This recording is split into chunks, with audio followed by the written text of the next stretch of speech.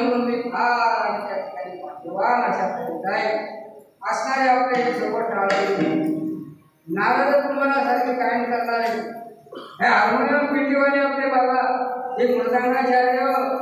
विनेकरी ही सर्व मंडळी मला बंद्याचे नाव पाहिजे कोणाला इथं काही घेत नाही हवं आणि म्हणून असणारे हे कीर्तनकाराचे प्राण मृदंगाचार्य ही सर्व मंडळी परिस्थिती सांगते